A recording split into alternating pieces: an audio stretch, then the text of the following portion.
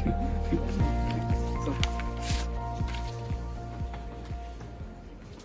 good afternoon.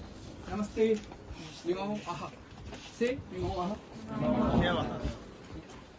It is my distinct pleasure and privilege to extend a warm welcome to each and every one of you for this talk on Ghana-India relations. Today, we are honored to have with us the First Secretary, Trade, Tourism and Culture to the High Commission of Ghana to India. Good afternoon. So on the behalf of the Department of African Studies, myself, Professor Gajendra Singh, I welcome you in the department, Mr. Nano Kojo, First Secretary.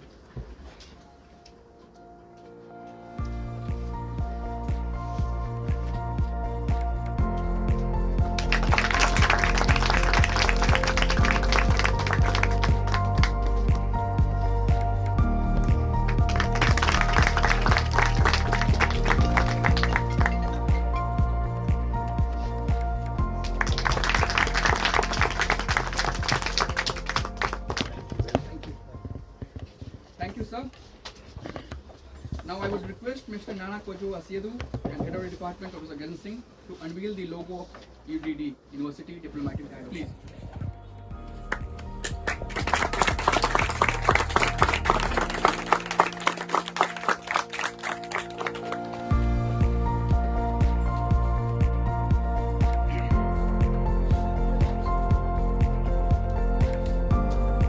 Moving forward.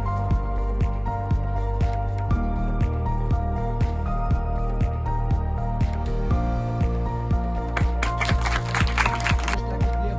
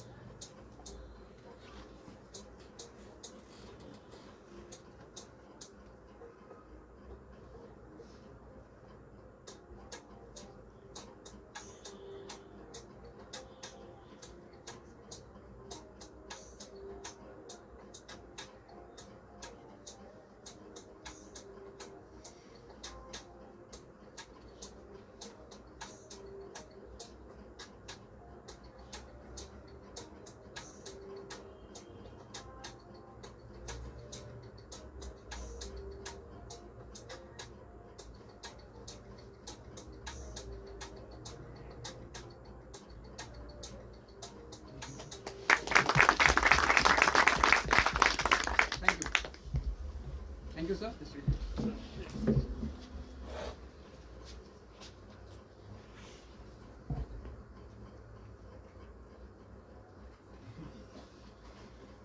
Hi. Let's clap for him once. I'm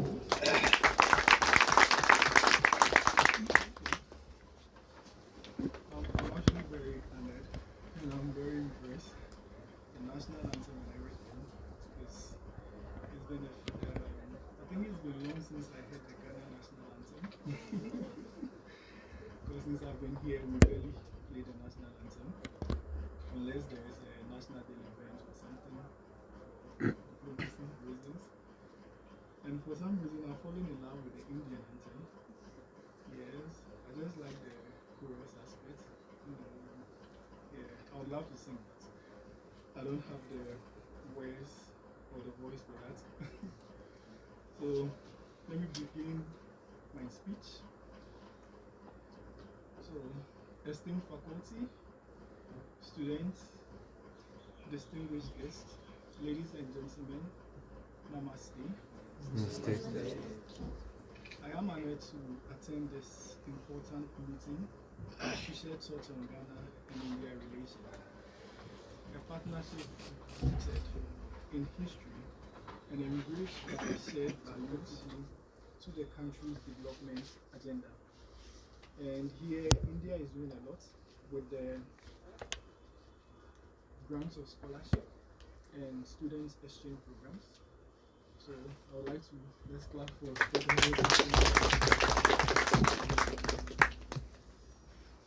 So, in conclusion, Ghana-India relations are underpinned by strong historical legacy, shared values, and common aspiration for prosperity and development. By building on the foundation laid by Nkrumah and Nehru, both countries can further deepen their cooperation and collaboration across various sectors. We can also harness our people's collective strength and aspirations through continued dialogue such as this, strategic partnership and innovation approach.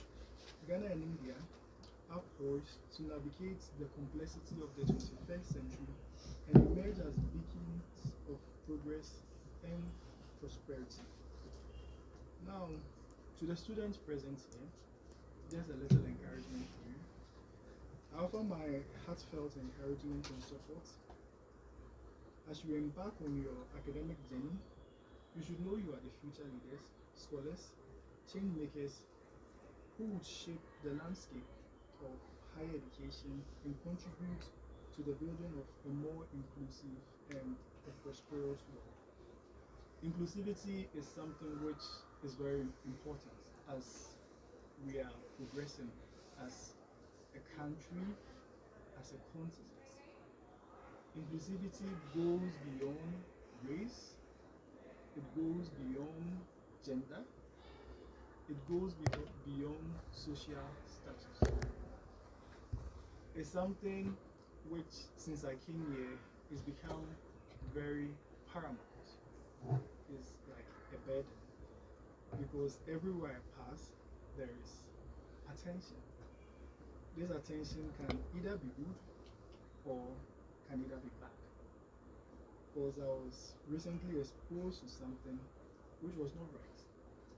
But I understood that locality is still in their primitive stage. So it was okay. It made me wonder, students in universities, how do they also deal and cope under such situations?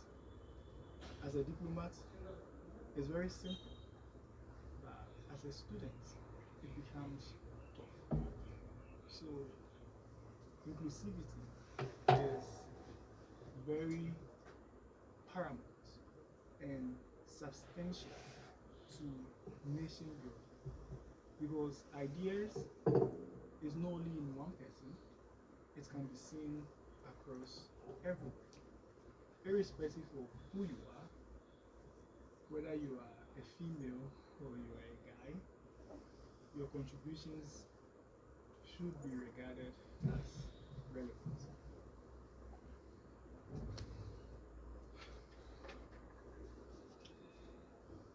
Let us also embark on a journey of discovery, dialogue, and cooperation together, education, agriculture, and renewable energy opportunities. Ghana presents an attractive destination for Indian investment seeking avenues for expansion and diversification. With a complex business environment, strategic location, and abundant natural resources, Ghana stands poised to emerge as the gateway for Indian businesses seeking to penetrate the vibrant markets of West Africa. And it happens to be that Ghana is the host country for the Africa Free Continental Trade Area. Cultural exchange. Since the signing of a cultural exchange agreement in 1991, there have been several cultural exchanges between the two countries through the visits of various cultural troops from both countries. Cultural diplomacy is vital in strengthening Ghana-India relations, with both countries organizing cultural events, festivals, and educational programs to promote mutual understanding and appreciation. Indian films, music, dance, and cuisines are increasingly popular in Ghana, reflecting the growing cultural ties between the two nations. The first time I ever watched an Hindu movie, it was, I don't know, they were singing this song, Ajana, and they were playing a lot of drums.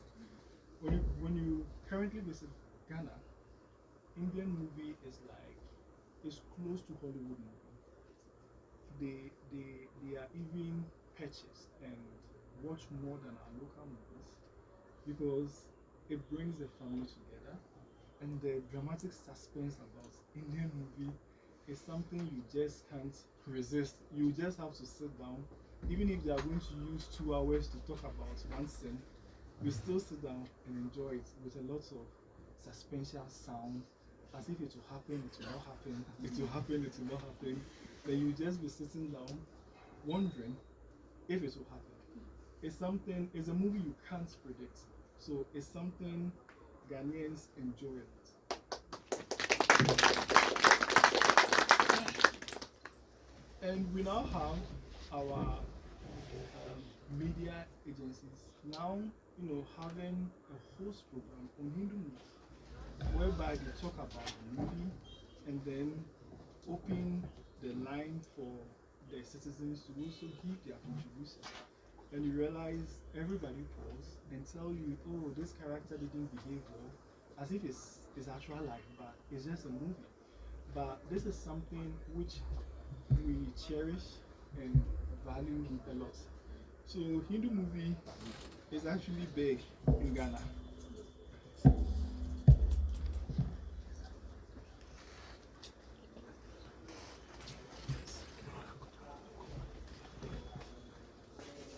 Education and skills development.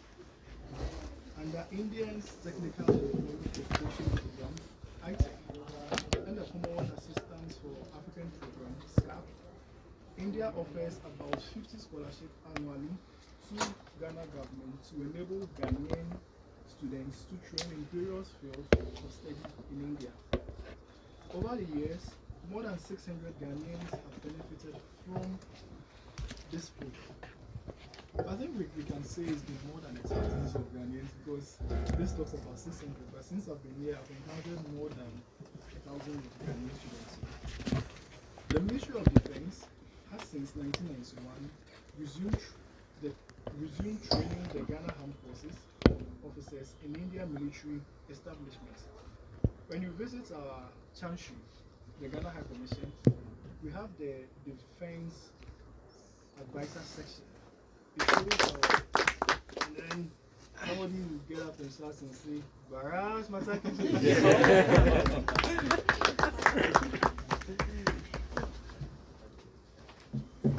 Call you to speak something. 100%.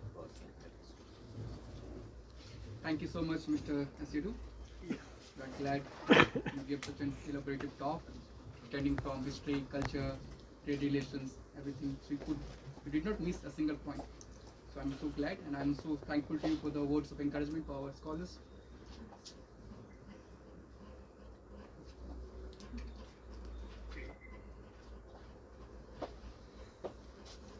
And coming to the inclusivity part, we assure you that inclusivity is something we cherish a lot.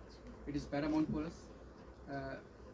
We established the department in 1954 when everyone was looking towards either USA or USSR. We were someone who were focusing on Africa also.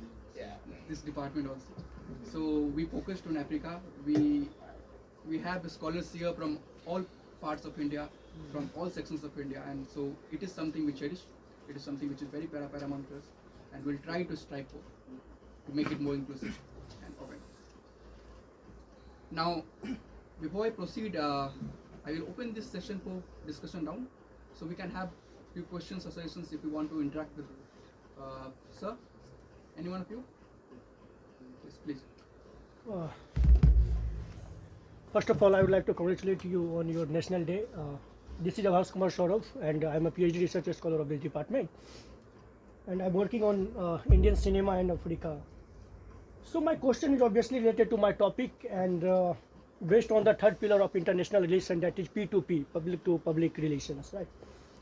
During my research, I found very interesting thing about Ghana's film industry, popularly known as Hollywood, right? And Hollywood is the Africa's top 10 film industry, right? And with an average revenue of $1.1 million and attracting attention from both local and international viewers.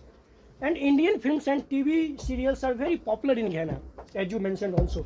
Just for an example, Indian TV serial Rajia Sultana have very gained immense popularity in Ghana. And one show based on Jane Austen's classic novel, Sense and Sensuality, called Kumkum Bhagya, has even been dubbed in Tui and Akan language spoken in southern and central Ghana, right? So based on the success of the stars of Kumkum Bhagya traveled to Ghana for a tour in 2017. So I would like to ask you, Mr. Nana, that whether we can see any collaboration in the film industry between Ghana and India in the near future, which will strengthen the economic and the cultural relation between both of us. Secondly, how do you see the future of Indian cinema and TV shows in Ghana? And can you see any steps being taken by Ghana in this regard in near future? Big thank you. Kumkumbaya. Yeah. It's one of the most popular Yeah. series. But apparently they have to translate to the local dialect. It's not in Hindi though. If you're able to read some watch with the translated version in English down there, just to yeah. And one of the movies we also use to inspire the youth is like Stars on It. I think that's the English version of the title. I think it's about a little boy who suffered from dyslexic. He couldn't read and write. Okay, Tare Zameen Pe, yeah. It's one of the most popular movies in Ghana. We use it as a source of motivation and encouragement because it was a new thing. Indian old movies had a way of communicating and had a way of introducing a societal plot that needs to be addressed, aside the entertainment and everything that it comes with. So I would handle the last question and then come to the first question. The current Hindu movies scene is a little bit too much science fiction. The message is clearly, is now like too much like Hollywood. You can't tell the difference because they want to, yeah. So I feel like the Indian culture is beginning to.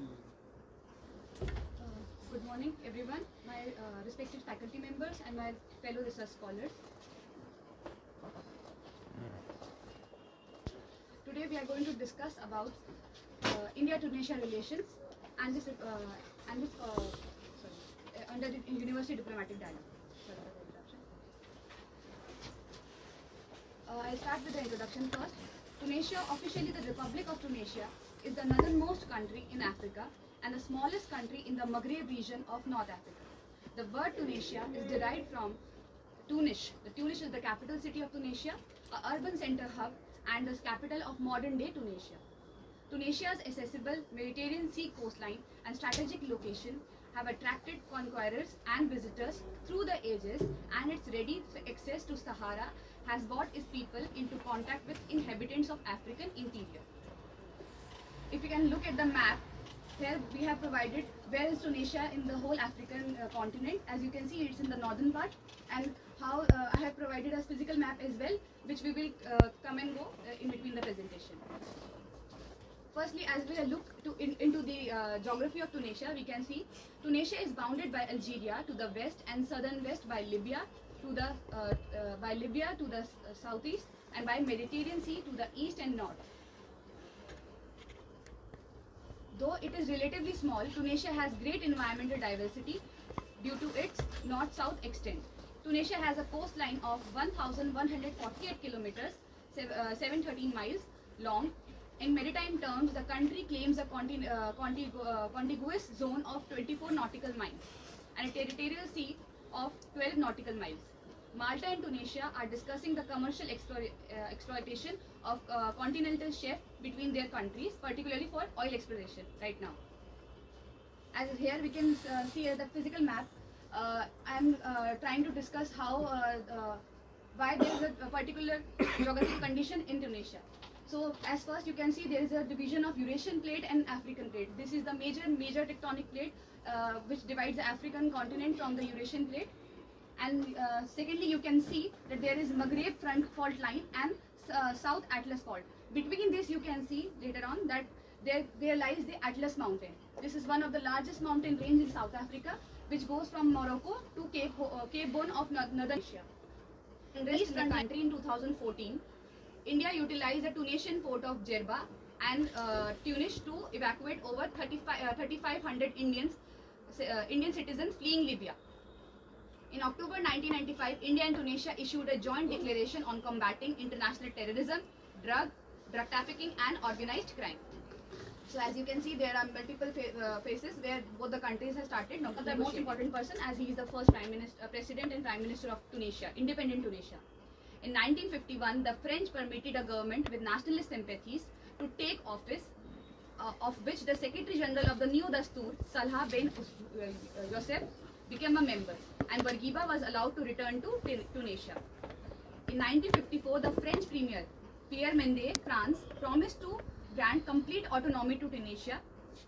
Subject to negotiated agreement, Bourguiba returned to Tunisia and was able to supervise the negotiation without directly participating. As you can see, he was going around in different countries, and his party was doing all the work simultaneously.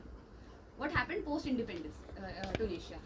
The French granted full independence to Tunisia in an accord that was reached on March 20th.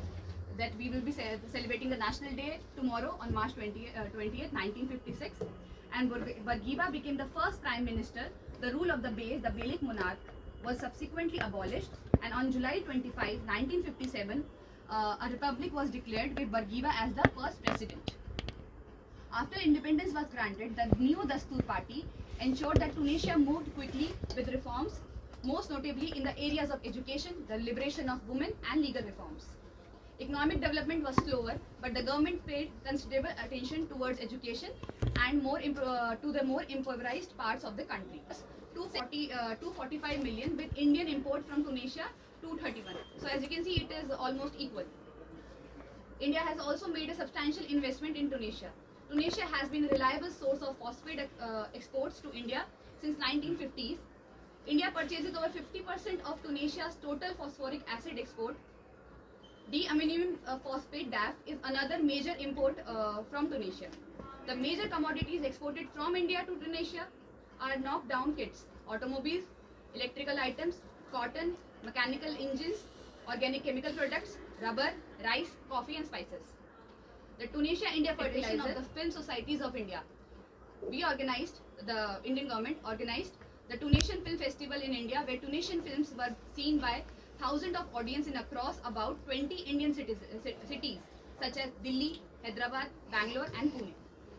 In February 2020, Tunisia participated in the second edition of International Food and Fashion Festival to have a cultural connect, which was held in Noida, by presenting a variety of Tunisian dishes to the festival visitors.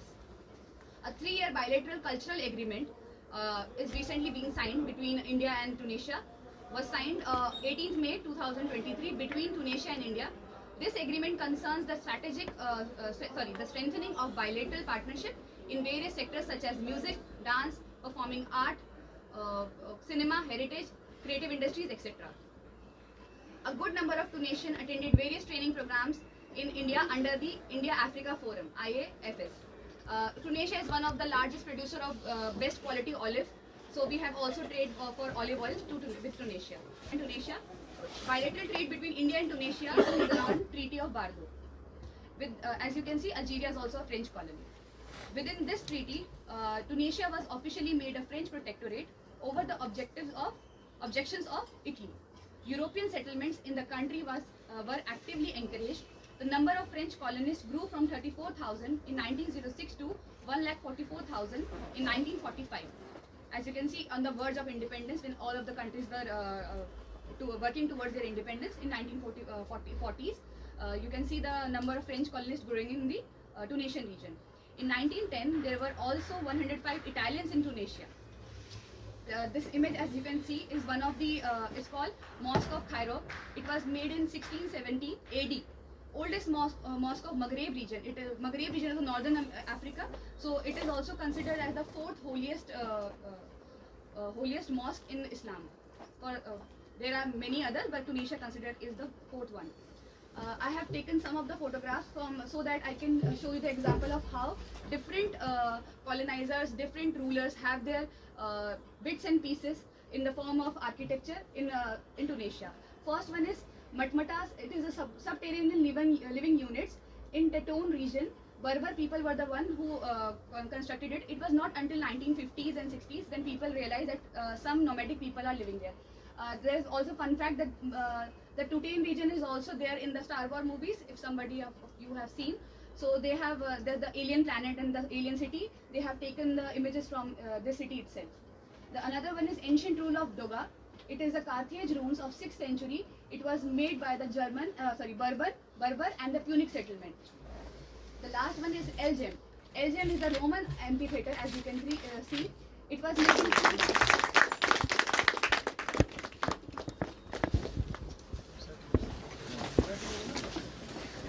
Understand, because the Tunisia and India relationship, I don't think so. It's much older, so we can fasten our relationship between India and Tunisia in much faster pace. So really, this is so many wonderful ideas we can inculcate from Divya's presentation, and at least a Jasmine Revolution, Ben Ali, Cash Saeed. These are the very particular things which we have to know about the India-Tunisia relation, and everybody should understand and foster some new ideas about, because all we are the research scholars, so at least we get some new research topics from these areas, because this is the untouched area, not only India and Tunisia relation, but the India-Tunisia research forum also, because you just mentioned about 2021 Is India. an excellent effort that was formed by the imaginative leadership of our University of Delhi African Study Department and the diligent work of our research team. At the moment, as we embark on the journey together, I'm filled with optimism and excitement about the boundless opportunity that this platform provides. Through the University Diplomatic Dialogue, we are able to demonstrate our commitment in fostering greater understanding and collaboration between India and numerous African nations. This dialogue is both intellectually stimulating and productive. This platform shows the everlasting value of discourse of diplomacy in terms of the ability to influence our internationally interconnected world. On the monthly basis, the focus is on remembering the independence of African country. This is done in order to pay attention to the varied history, culture, and traditions that are characteristic of each nation, as well as the opportunities that each nation has with India specifically. The connection between Tunisia and India are the centerpiece of today's conversation, as Ms. Divya, a doctoral scholar, will shed some light on Tunisia and its relation with India. The University Diplomatic Dialogue is an initiative that aims to create a dynamic environment that encourages the exchange of ideas, perspectives, and experiences amongst the participants. This platform makes it easier for people to share their thoughts and experiences with one another, as well as the friendship to develop that are not limited by geography. The platform serves the gathering of students, academics, and professionals to examine many facets of international affairs and need of humanity to evolve into responsible, compassionate beings. In the exchange of dialogue lies the power to inspire, uplift, and ignite change. Through this platform, we have the opportunity to cultivate a community of motivators, dreamers, and doers. Each interaction holds the potential to spark new idea, foster empathy, and build bridge across continent. Let us approach every conversation with our heart and a hopeful spirit for our collective exchange. We find the fuel to drive upwards and forwards to a brighter tomorrow. Together, let us embrace the power of dialogue as a catalyst of transformation and let our shared journey be the guide of unwavering belief and the limitless possibilities that lies ahead. We should make it a mission to establish ties, understanding, and cooperation that transcends boundaries. So, good afternoon all, and good afternoon, Mr. Nano Kojo Asiedu. Uh, he born on Monday. That's why his name is Kojo. So Kojo, that means Monday. It's really fascinating to hear you about your perception about the India, and you two things you mentioned that the gold and oil, the main production of Ghana, and we love gold and oil. So the future of us, this word, the gold and oil, because we use oil in each and everything. It's not cooking food, but we're traveling more, so we need your oil and gold. For it's not that scandal or anything. It's a positive way because your more main production and our main need, because India having a lot of gold in our household items. So thank you very much for giving us a wonderful depiction about almost each and every aspect of your Ghanaian like history, Ghanaian Pan-Africanism, and the education system. Be it you reiterated about the three major points: renewable energy, IT or ICT, and healthcare. So, and obvious, you talk about the 15,000 strong diaspora from India to Ghana, and no doubt this in the coming days we are going to develop our relationship, because our young scholars looking towards a movie, and it was very astonished, and I'm very happy that the people of Ghana is more interested to the old Hindi movies.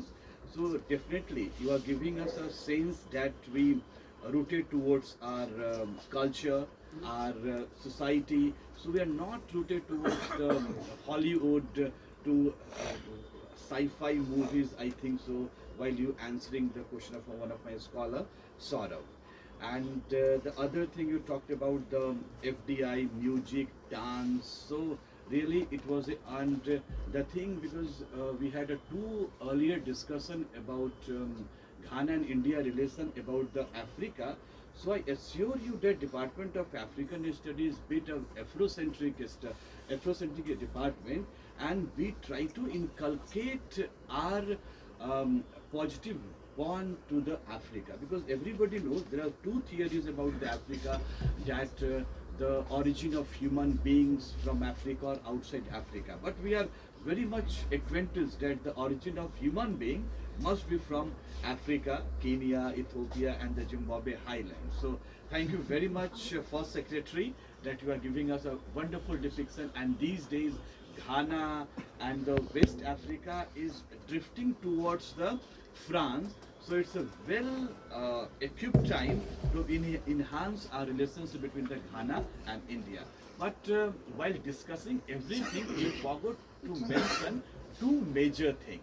So that is the scope. One is the female participation in the labor force, and second is the Ghanaian football team. So these because what India tried to get from Ghana, we are not going to scramble or the neo-colonialism in the Africa, because one of the interaction with a few students in one of a hostel, he told me, "Sir, why you study Africa?" So I assure that we are not going to the neo-colonialism and the scum of Africa. We are here to give interaction between India and Ghana, or India and Africa. And the major point that UK, we are drifting towards the UK and USA, no, lack of knowledge about the Africa culture, Africa food and Africa tourism. So as a Department of African Studies, our agenda to promote all these things to the Indians, so we can get to attract towards the natural beauty and natural science and natural scenic from Africa and especially Ghana.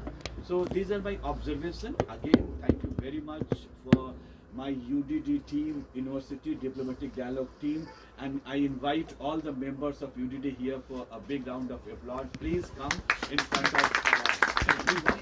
These are the young scholars who started this initiative under the guide by our head, Professor Gajen Singh. He has always been there to support any kind of new initiative, and we are doing so. First we did Scholars in Africa, AfriConnect, Afro Intellect, and now UDD. So these are the pioneers, these are the futures of India-Africa relation. Thank you all for giving us this proud opportunity to be host of first secretary. And through you people, I want to reiterate that kindly add our department in your register. So anytime, any function, any talk, if you arrange, kindly call these students and our head, and we are very happy to part of your embassy as an academic partner. So thank you very much. Kindly have a seat. And apart from this, I thank each and every research scholars, MA scholars, MPhil and PhD scholars to be part of this initiative. Thank you very much. Have a nice day.